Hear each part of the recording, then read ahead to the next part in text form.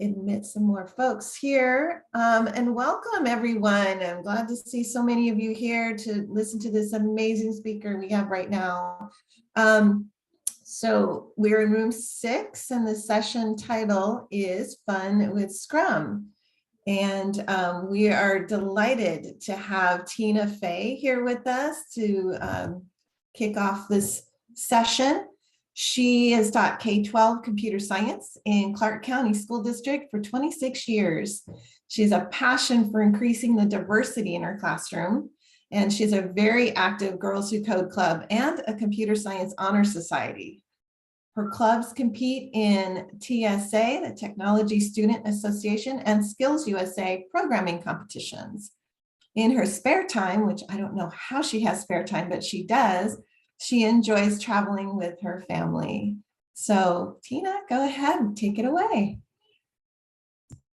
Good morning. I'm going to share my screen.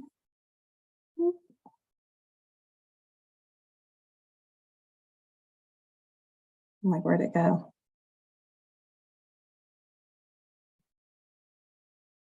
Where'd the share screen button go?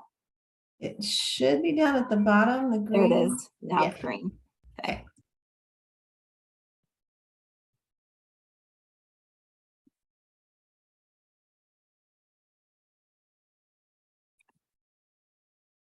All right. And I will share my. Oh, I probably should have. I'll share the link to the slide in just a minute. So we're going to do an escape room to introduce you to Scrum. But I would like you to introduce yourselves in the chat. Just quickly give me your names and where you teach, and maybe what fun place you might be planning to go for the summer. If you get to go away for the summer. All of us seem to fill our summers with education these days.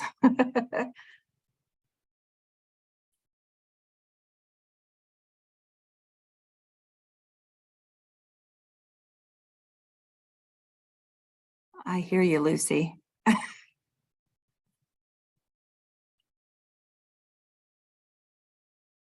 Ooh, Thailand, fun. Portugal. This is the exotic group. Spain. Panama. This is definitely the exotic group. You guys are my people. Puerto Rico. Ireland. That's my goal this summer. I want to go to Ireland with my cousin.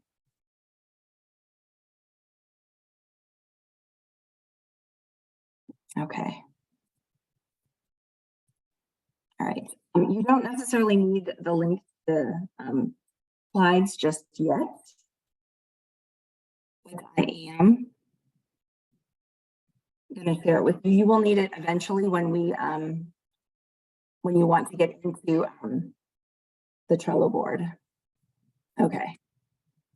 So what is Agile in education? Agile is a methodology of project management that is used in industry. It's basically a successful, it's very successful at getting projects done from idea to completion. I went to an in-service and they were talking about learning sprints and it piqued my interests. So it's basically kind of a set time of learning, and the students have to have a definition of done and a buy-in. Everybody has to contribute, which definitely piqued my interest. And because you say group projects in today's world, and there's a collective groan across the classroom. No one wants to do group projects, especially the smart kids, because they know that they're about to carry a heavy load. The difference between doing a Scrum project and a typical collaborative project is there's ownership and everyone contributes. And the definition of done is different for every project. So every group has a different definition of done, depending on what the project is. So, and I really liked that. I think that it definitely piqued my interest. So the students are setting their own objectives. They're setting their own goals for that sprint, that learning sprint, for the amount of time that they have and what they need to get done. They evaluate themselves, like, is this done to our standards? And is this meeting the objectives that they want to complete? They revise and adapt based upon whatever their goals are. And it's very intuitive as to the cycle of like the project that they need to complete. So there's a cyclical nature of it. And they really learn to manage their time. They really learn how to break things down into pieces, which is also, I think these are all things that we try to teach our students, but this is something that becomes so intuitive that they see the importance of it. And we don't have to teach it to them. They're learning the importance of it on their own. So all of these things kind of together became something that I was like, I really want to learn more about this. So I essentially drank the Kool-Aid. This is the methodology behind Scrum and the learning sprints. There's a spectrum of collaboration and of choice. And this is what happens within it. And I'm not going to delve too deep into the philosophy behind it, but there is a lot of research behind what goes on from when they took it from industry and moved it into education. So it wasn't just like this haphazard thing that we're like, hey, industry is doing this. Let's move this into the classroom because we want kids to be ready for what they're stepping into out into this 21st century world. There was a lot of research and time and thoughtfulness went into getting kids ready for what they're stepping out into. There's a flow to the collaboration, choice, and accountability of the industry world that they're stepping out into. And it's not just tech industry that uses this. Hospitals use this. Any type of corporation that has projects that need to be completed, work that needs to be done, it's because it works. And everyone needs to talk to each other. There is teamwork involved in just about every company today because it is the 21st century that we live in. So, and again, you have a link. So if you want to zoom in and look at this later, you can. All right, so this is Scrum, and Scrum is a rugby term. And this is what a Scrum looks like. And as you can see, Scrum is players binding together, which denotes teamwork. And it doesn't work without each other. There's no way to do that without coming together, without intuitive intention. So that's where the word Scrum comes from, is that. And the intention of being aware of each other, coming together as a team. Okay, so I do have a quick video that hopefully will kind of, in a nutshell, give you an idea of how Scrum works. We have a different video, which if you see the word Scrum up here, is it's a little bit more of a kid-friendly video that I show when I do a quick introduction with my students, but this one's more people like adult-friendly. So you have a link for it if you ever wish to do this with your own students. Complex projects can lead to real headaches.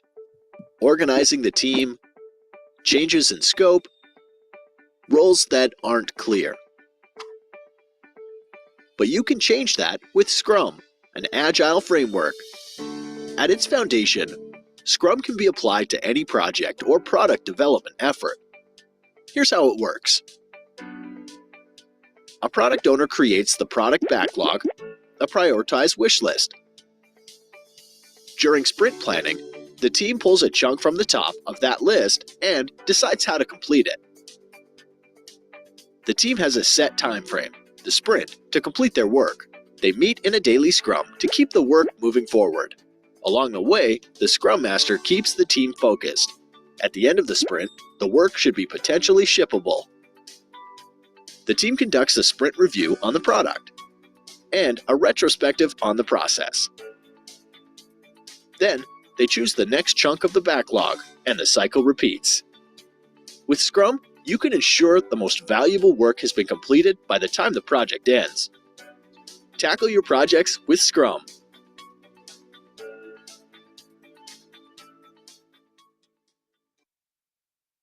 Okay, so the Scrum ceremonies are probably the key. So we call them stand-up meetings because they have to happen standing up. It doesn't matter what your Scrum board looks like. It doesn't matter if it's flat. It doesn't matter if it's on the wall or if it's on your computer. You can't huddle around sitting in chairs. Everybody has to be standing because it's equal. It means that you're all at the same level. And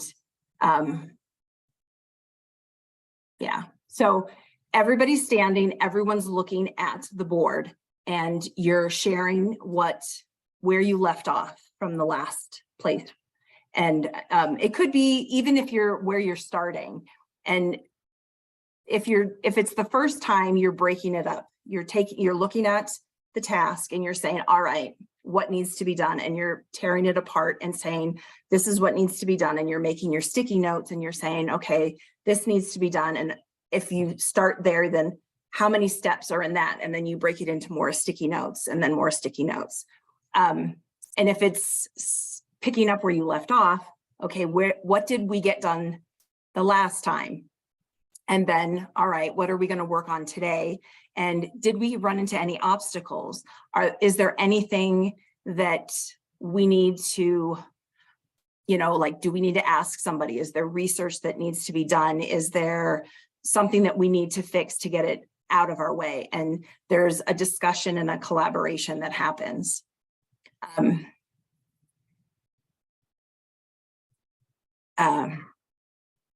The sprint review is there anything that didn't get done?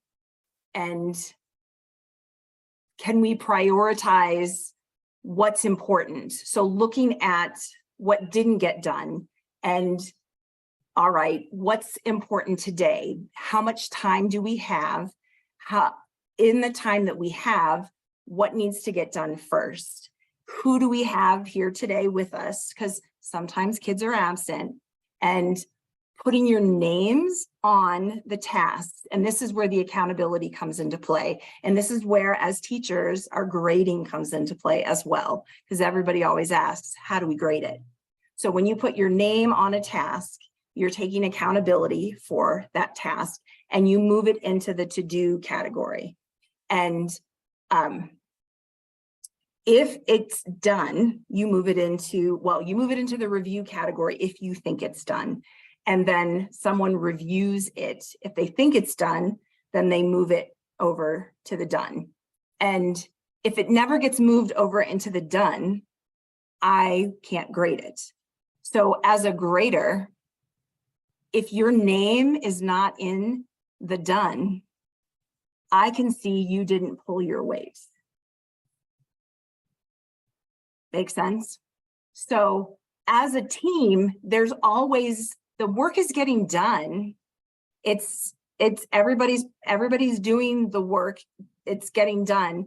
However, the accountability is being done by the people who are there and showing up. It's being split up and moved over. But if somebody's not pulling their weight, and this happens at the sprint review, and I've seen kids being called to the table, like, hey, how come your work isn't being done? And no kid likes to be called to the table. And that's the best part about Sprint that I like is these stand-up meetings, is because they can't just call in sick for a day, because they know that that sprint review is going to happen and they're going to be held accountable for the work that they didn't get done. Eventually, it's going to happen. And sometimes they get the support that they need to get their work done. I've seen that happen too, because that's what happens. Anyway, so the last one is the retrospective. What worked well? What could we have improved? What will we do to commit doing in the next sprint? So there's a lot of thought and thinking that goes through this, and communication that happens that is really needed in the workforce, that happens in these Scrum ceremonies, that goes into before the sprint. And this happens really fast. These are like 1 to 2 minute conversations that are just quick check-ins that allow them to discuss and plan. And those sticky notes happen really fast. They whip those suckers out, and it really helps them manage tasks and time management. The first time they do it, sure, it takes a while, but the more they do it, the better it gets.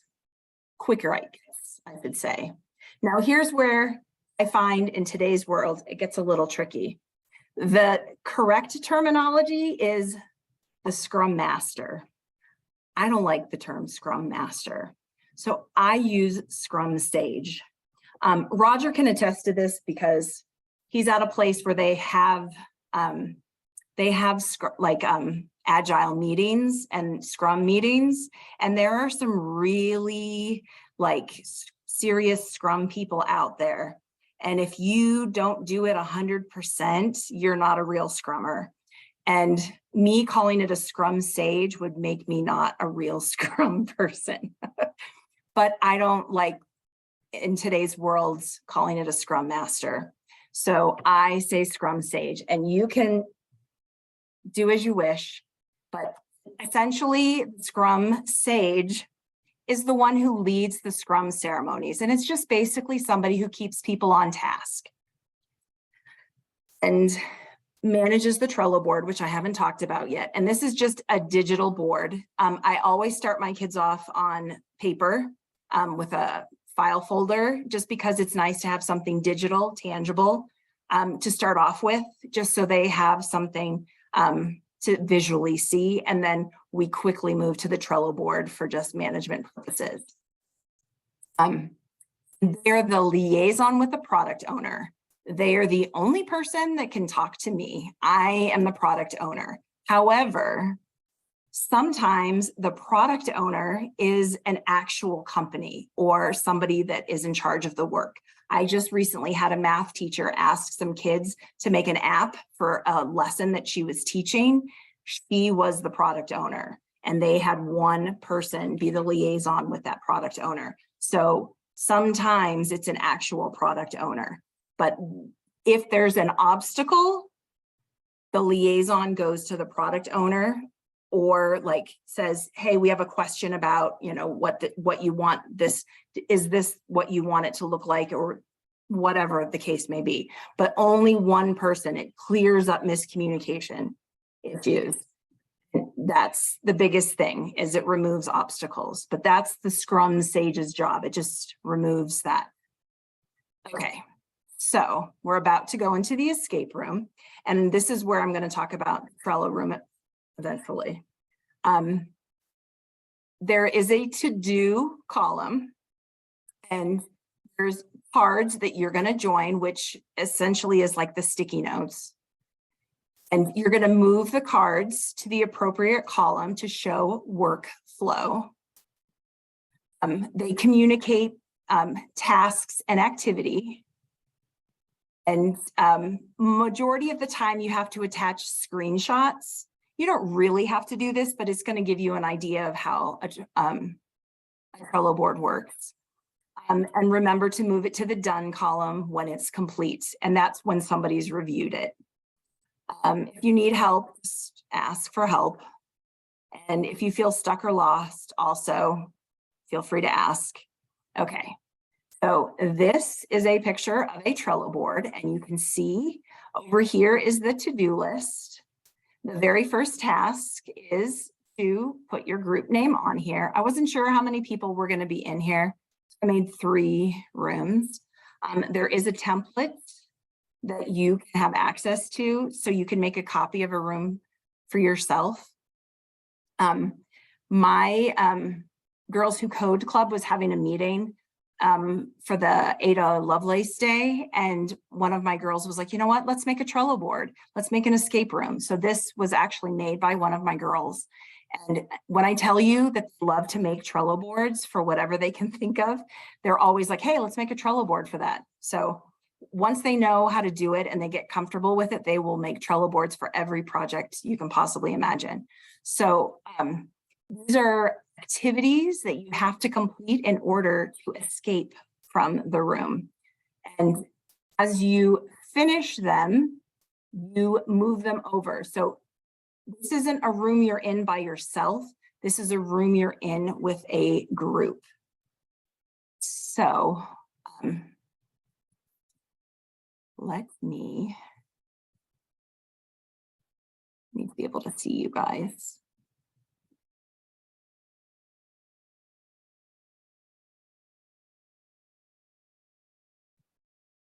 Can't see you.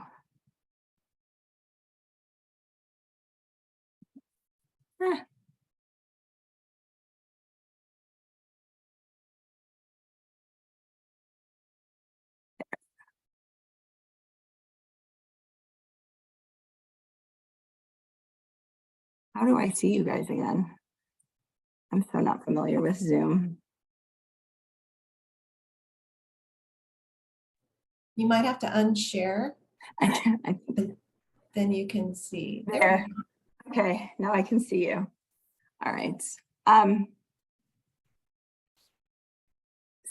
So in my slide that you guys have access to, you can choose link 1, 2, or 3, and then you can join Trello for free. So if you want to, how many of you are in here? 22. So maybe, what, like, I don't know. 3 groups of 7, 1 group of 4. There you go, math guy. That works. Yeah. So just pick a room, 1, 2, or 3.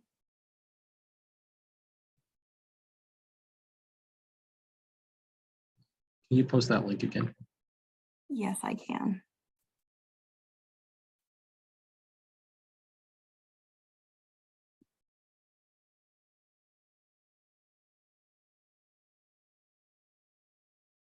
I suppose this is a good thing for me to touch. How do I introduce students to this concept? The time that I introduce them to this concept is that first, I don't know if everybody in Nevada does this, but I know typically within CCSD, the very first week back at school, they encourage us not to teach. It's a time for us to kind of get to know you activities.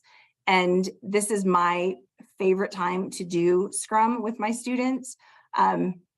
I usually try to come up with like a creative project to introduce them to Scrum.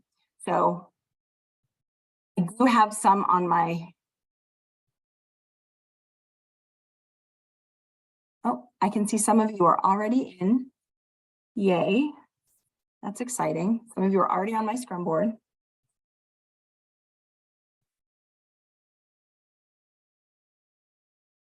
I can actually share the screen with you too so you can see it.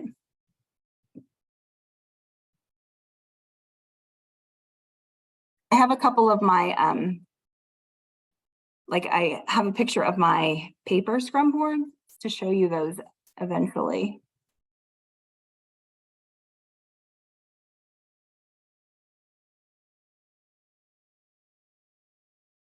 You do have to create, I just use my Google, my school Google account. You can do a lot with your free account.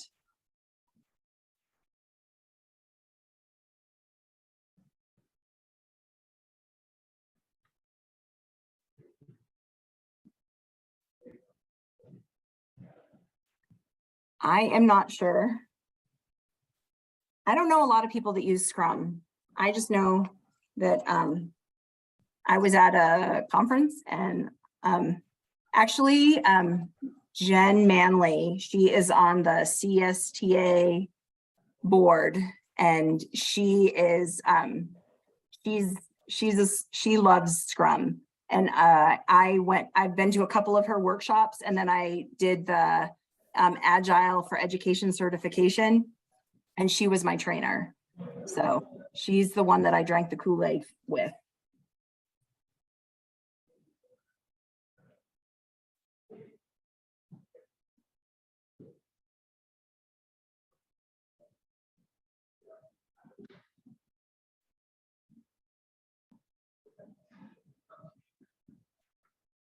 It looks like room 1 has like more than 9 people in it, so.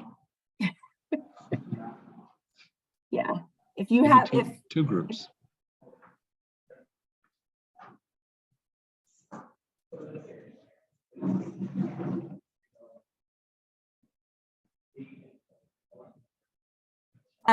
Lucy, how long is each sprint? That's for you to determine. Sometimes I may tell my kids that they have like, hey, we've got 30 minutes to work on this.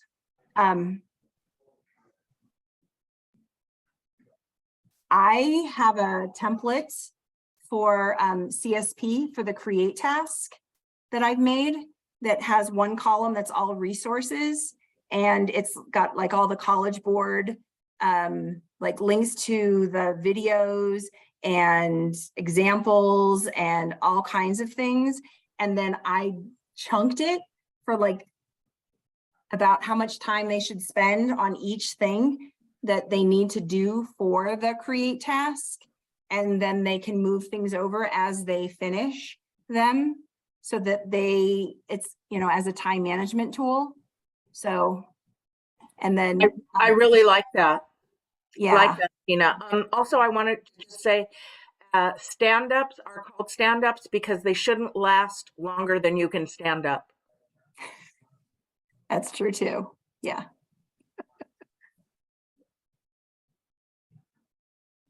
In other words, they're meant to be short and sweet. They're totally meant to be short. They're supposed to be quick, super quick, to the point. They're not supposed to waste time.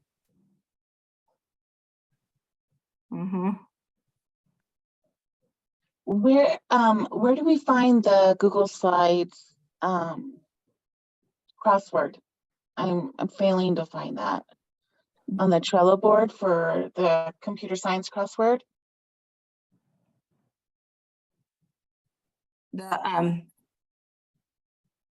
It says make a copy of the Google Slides and complete the crossword, then submit it here. You submit it in the Trello board. I understand that. I just can't find the Google slide to make a copy of it, to do it. You know what? It's probably the one. It's my student made it, so that's probably where it's from. Let me go. It is the.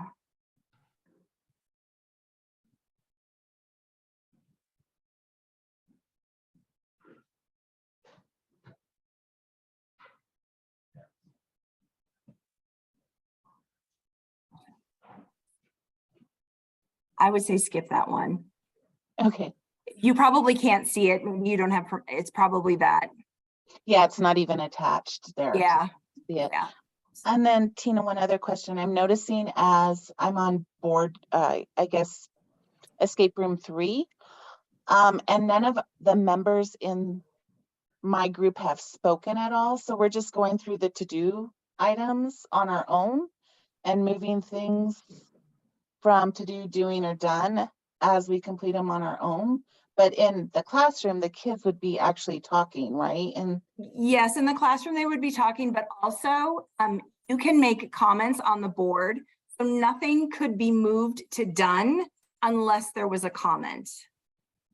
okay. Yeah.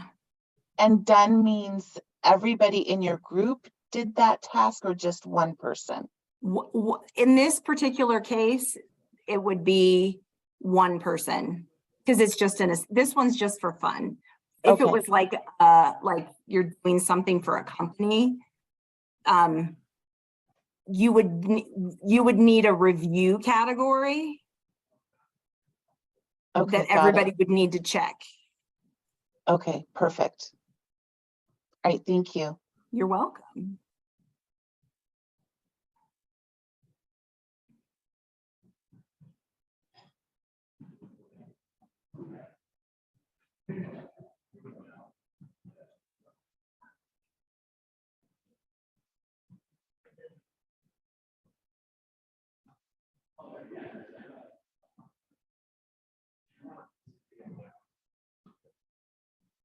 When you click on the, somebody asked where you comment.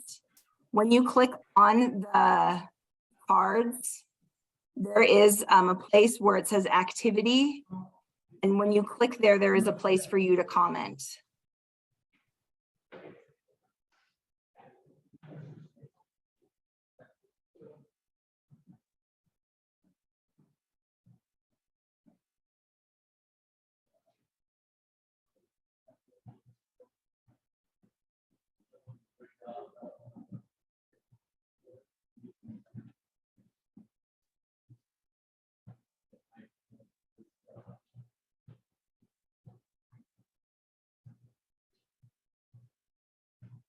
Anna, the first time I used Trello, I played around in it for a while, like looking at the cards. I looked at like how to, it's almost like, you know, like slideshow. Like I had to look at where to change the colors, how to set a due date, how to kind of set up the columns. It was, there's a lot of just like things to kind of play around with to see like what they do, how to add attachments, things like that before I gave one as an assignment. How to make a template, how to make like copies in rooms and how to share. There is some, you know, like subtle nuances to it.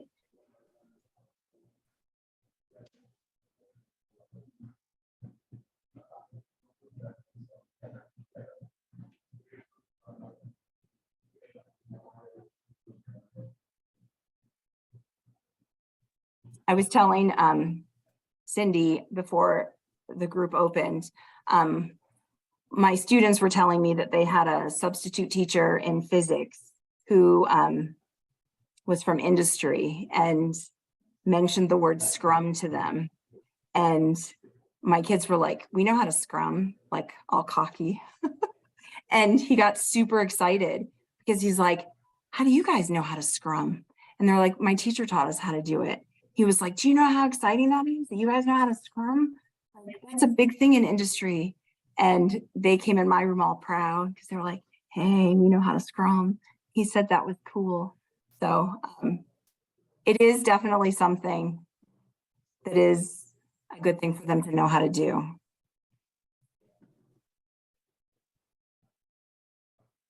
Okay.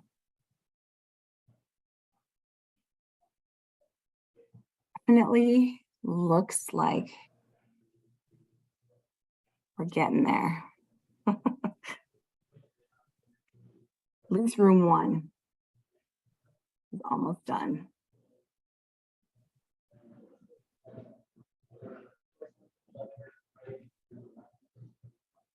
Room 2.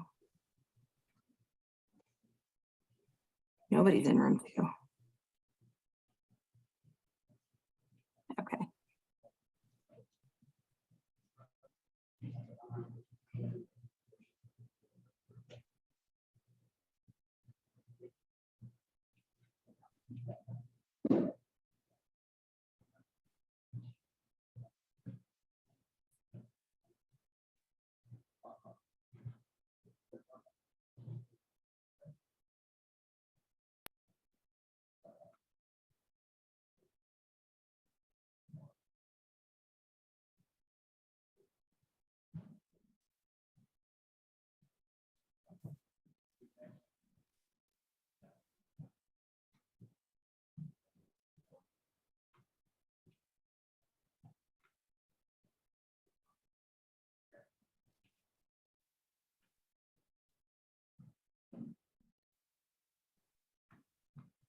There we go. Okay. Hopefully you got to enjoy. So let's have our own stand-up meeting, even though we can't see each other. So what are some things that you liked or that you wonder about?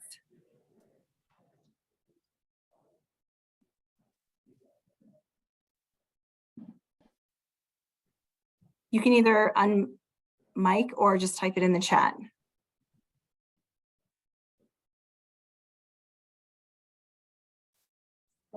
It's very satisfying to move things to the done pile.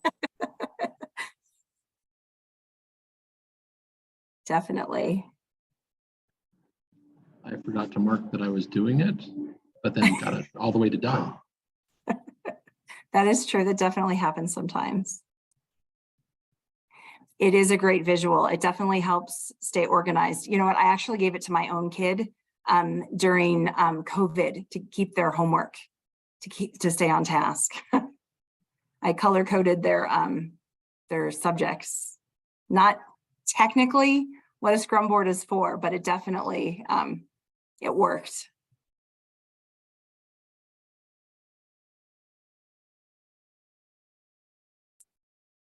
Lucy, I love this for the create task. It definitely helps keep them on task for the create task. Yes, yes. Shark Tank projects for sure. I think the best part about Shark Tank projects is it helps them break it into pieces so that they can work on it into meaningful parts so they can get it done. Yeah, that one was tough. Yeah, I guess this is Mark. I'm actually from industry, and this is actually pretty exciting because it forces, in general, it forces the students to work together and develop collaboration skills and communication skills. I don't know, maybe 15 years ago, I'm on the UNLV Computer Science Advisory Board, and this was one of our big efforts is to force the computer science department to require software engineering to force all kids to work together. Because it's a different set of skills. It's a very different set of skills. You can learn, you can be a great coder, but working on a team is different. So now they all, their senior year, they all do a project, they work on teams, develop ideas, and they go through this process. And it's an important step between being a computer science student and being a software engineer. So this is pretty exciting to me. Because at least at UNLV, you get at the end of the project and do the reviews and then say, okay, what are all the problems you ran into? And they would just go through all these litany of issues. And they go, yep, that's exactly what we wanted you to learn. So this is good stuff. Thank you. Marianne, too, here's what I'm going to tell you. This is how I work the system. With a free account, there is a limit, but here's what you do. You get your kids to make accounts and then they can, then they have a limit like to how many they can make. So that's my workaround. Like I make boards and then my kids make boards that my kids make boards. So that's my workaround. That's how I do it. And then Tina, do they share their boards they made with you so that then you can see Yes. where they are? They can always share their boards with me. Like it doesn't mean that like, so even though like when I hit my limit, they can always share their boards with me. It doesn't matter. I can be shared with as many times as possible. Yes. And you found the Trello board, the kids more engaged and utilizing the Trello board more versus like a Post-it note paper kind of board? Absolutely. Yeah. Like they'll do it without me even telling them. Like whenever there's like anytime, like we have a festival coming up and before I even had to say it, they were like, who's going to be in charge of the Trello board? I was like, okay. Yeah.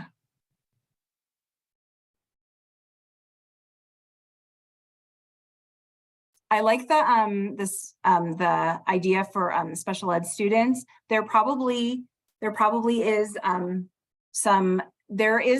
there's a lot of resources out there, like Teachers Who Scrum, things like that, and I would be willing to bet that there's stuff out there already. I'll look and see what I can find, but I guarantee there's stuff out there. I was thinking this would be great with like yearbook, and like honestly any project. There's elementary schools. I actually saw a video about an entire staff that uses this, which I thought was fascinating. So,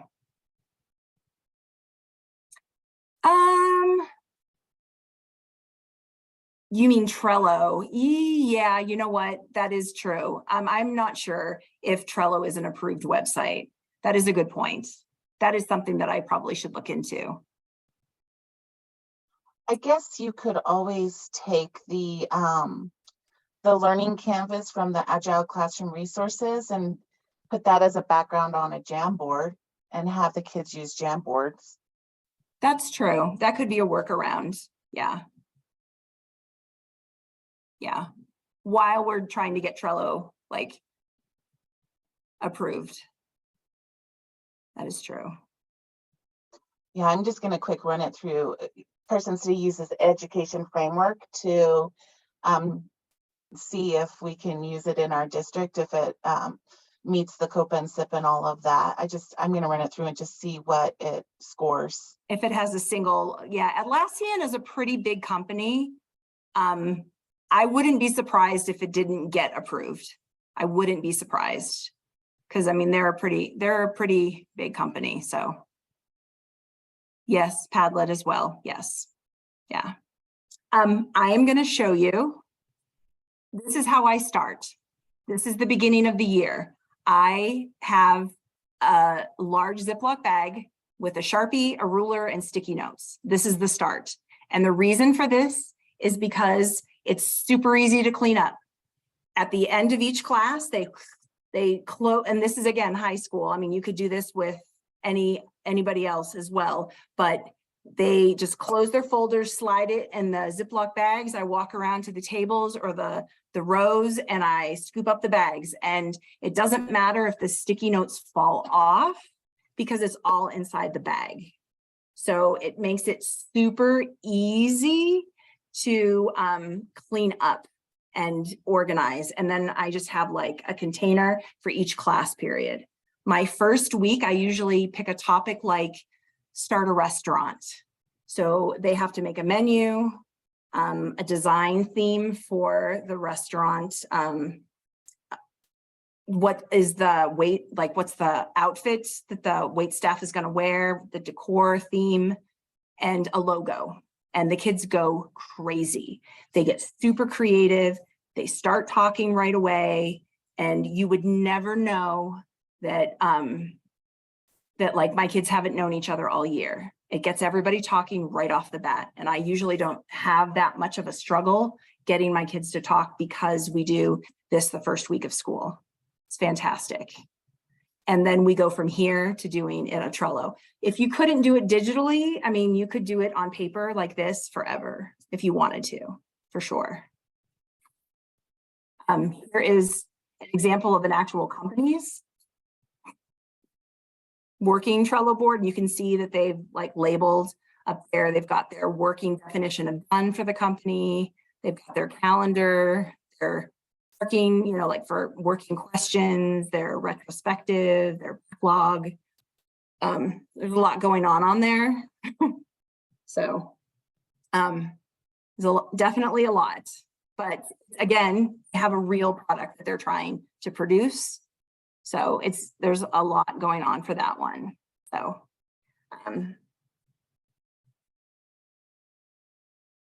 yes, I definitely, you know, thank you for reminding me.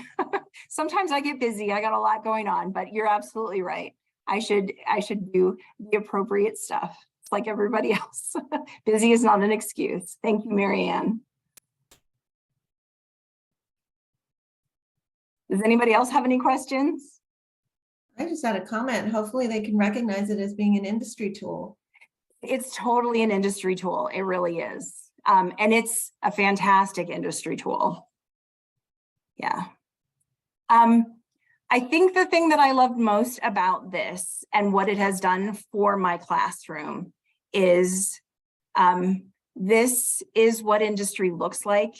And if we want our students to be prepared for a 21st century workplace, we have to shift our classrooms to be 21st century classrooms. And, you know, is my classroom 100% a 21st century classroom? No, but, you know, I'm trying to make steps to get it there. And every time I do, I watch my kids transform. They like it. They become more engaged. They have ownership of, and they get to apply. You know, I heard those kids in the video talking about they want more opportunities to be able to take, you know, the pieces of coding and apply it to something real. And when they do stuff like this, it gives them an opportunity to see that it's meaningful, you know, that this is what they're going to do when they get out into the world. And it gives them an opportunity to see what, you know, what the real world looks like. So thank you guys for coming. I appreciate you guys doing my students' Ada Lovelace Trello board. I'll let her know that you guys liked it and had a good time, even though you couldn't get to her crossword puzzle. Oh, it was great. I love the quiz. The quiz was good. That is so awesome. Yeah, Thank you for Gina. sharing with us. I put in the chat the link to this session evaluation form. So if you could please take just a minute, we have a couple minutes left in the session to just complete that now. Like I put in there, your feedback will help us develop an even better conference next time. And if you're looking for professional learning hours towards licensure renewal, which who isn't, don't forget to complete the end of day survey as well. That link's going to be posted during the closing session. All right, lots of thank yous in the chat. This is great, Tina, as always. Do we have to fill out the session evaluations? Good question. I mean, yeah, praise yourself, please. I was wondering, I was like, do we get credit for doing the session? Usually you do, but I mean, it's always good to provide feedback, especially for the other sessions that you attend, because that really helps the presenters know too. So, okay. Yeah. Yes. Can I ask a quick question? Of course.